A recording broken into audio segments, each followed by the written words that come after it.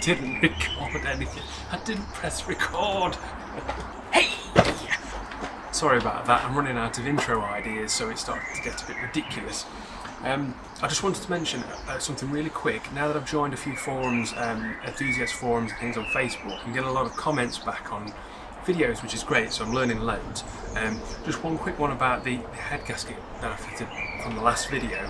I think there's a guy, I think he's called Matt Price, and he wrote a really great guide on the different types of head gaskets available for the K-Series engine, and the pros and cons of those head gaskets, and the best one to go for depending on your circumstances, and how parts are worn out and various bits and bobs. So do check that out. I fitted a multi-layer steel gasket to this. All the marketing pretty much said it was the one to go for, and it turns out I probably would have been better off with the original single layer gasket with the elastomer. So you live and learn. We'll see how we get on, but yeah, check that out, link in the description. Right, so I've got the old workshop manual out, and on page 56 we've got gasket oil pump. So this is actually quite a short process to remove this, so yay. So remove camshaft timing belt, already done that. Remove 2 bolts securing engine harness to oil pump and remove harness.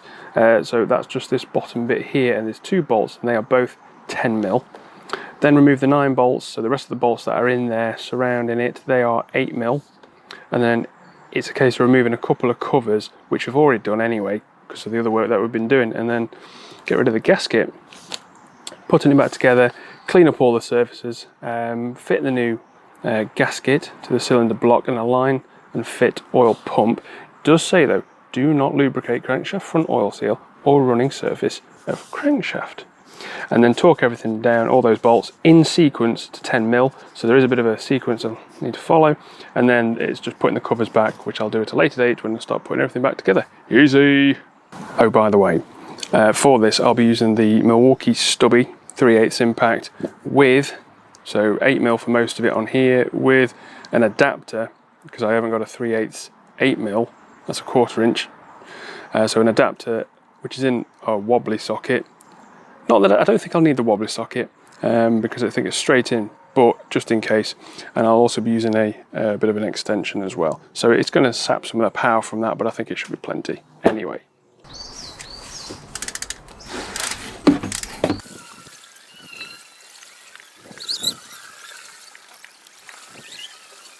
Start with, as it suggested, the 2 10mm bolts first towards the bottom.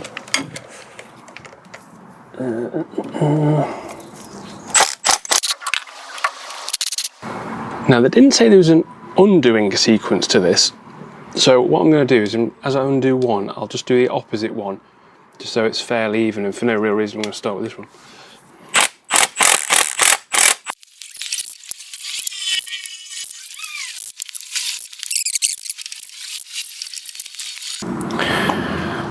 Right, all of those bolts were the same size, except for the one on the top right, which was a little bit shorter.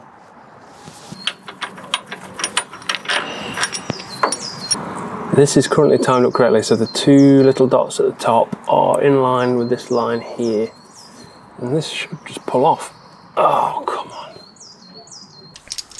So I purchased one of these. It's an internal bearing puller.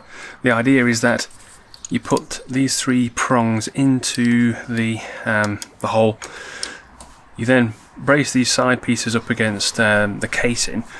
Screw this down. As you screw this down, it opens up these, and then you can use this nut to, or use that screw to withdraw it while pulling against the side of there.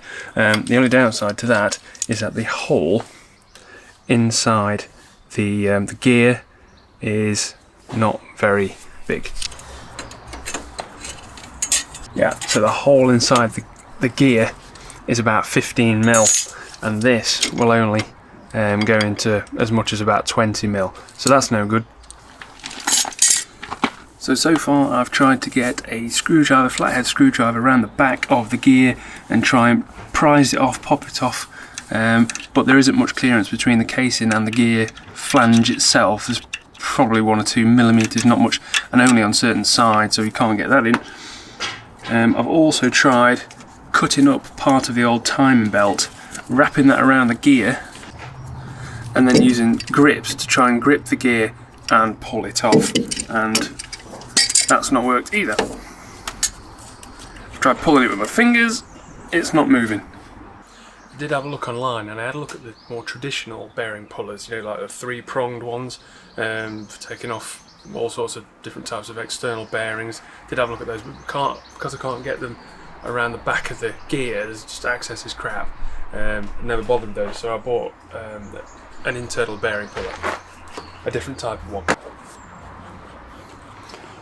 So there's not much in the kit. There's 4 adapters, different sizes for the hole you're trying to get in there with, and then the puller. So I've never used one of these kits before. I assume you find the one that fits, you screw this onto the end of whichever adapter you've chosen, and then give it a good tug, and hopefully it goes well. So I'm going to try this one first for no real reason other than it's a 15mm hole, and these two are less than 15mm, so I'll try and find one that's snuggest and go with that. I'm going to screw this onto here.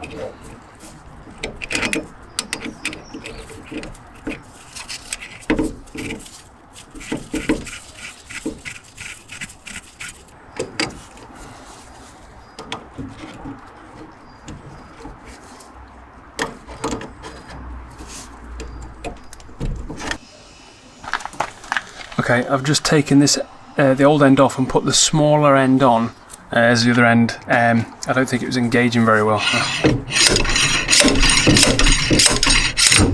Oh, you beauty! Not sure if you can see that, but that's the back of the gear, and I don't know if you can see where the teeth have grabbed just inside there. So about 20 quid for the kit, worth its weight in gold. So I'm going to spray a little bit of WD-40 around the shaft, simply because we've got one of those seals on, similar to the ones we replaced around the camshafts. So I'm going to lube that up, and then hopefully it should help that to come off. So I'll start by just trying to hand pull it off. Oh, I was ready for a battle then, but it's just come straight off.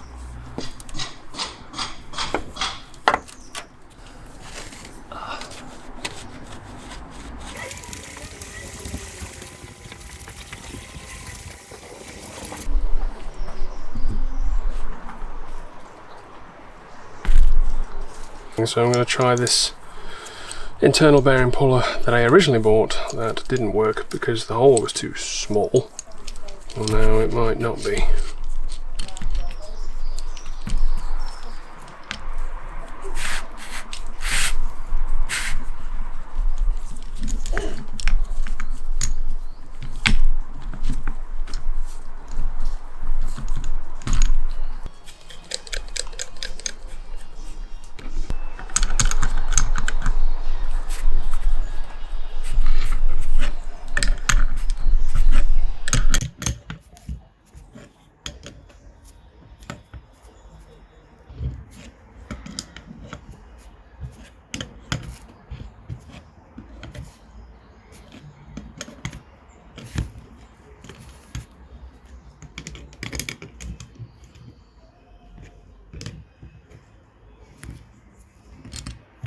Pain in the arse.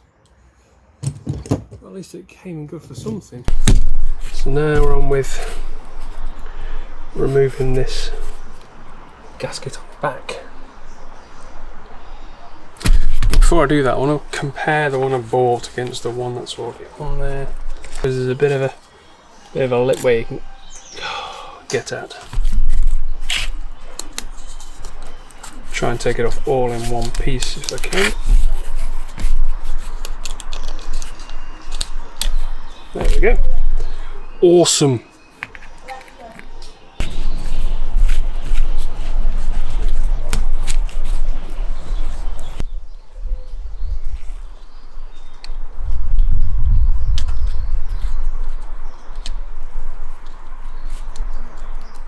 Right, it does say in the manual when putting the seal back on not to use any kind of lube or anything, so I'm just going to put this in dry like I did with the cam seals.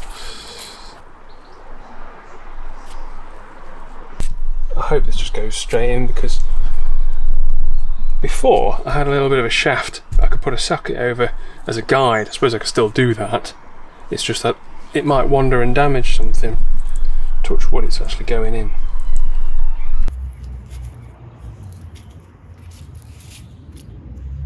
Yeah, I mean, it's not going to win any concourse events, but at least I'll be able to see if any fresh oil's weeping or anything like that, and it's not too bad. Could do with the parts washer, really. I'll add it to the list. Okay, one thing to be mindful of is this is round up until a point, and then it's got two flat sides so that you can marry up the surface of the pump. But you just need to make sure that if this has moved at all, so if this pumpy bit has moved at all and the two flat sides inside there have rotated round, you need to be mindful of that when putting it back on, because as it is there, it won't push back because it's not aligned, so you're going to have to turn it until it's some way, shape, aligned. If you can't do that, take the pump off and just manually with your finger just move it around a little bit and see if it goes on then.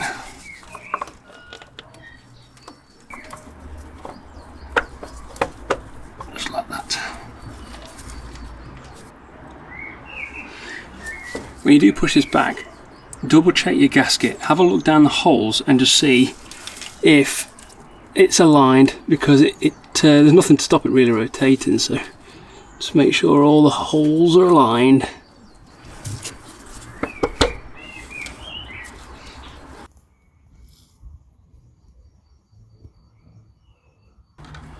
Now when I took all these bolts out, there was one that was slightly shorter than the rest of them. The rest of the 9 outside bolts were the same, and it was the top right hand corner one, so I'm going to start putting that one back first.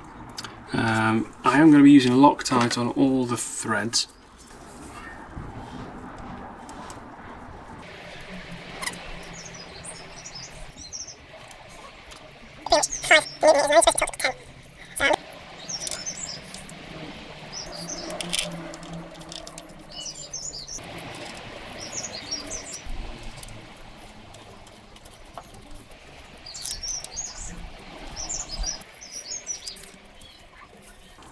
So that's the 9 bolts in. Now to torque them up. I will put the sequence back up. You have to tighten these down in sequence to 10 Newton meters, the 9 one. So the first one's at the bottom middle.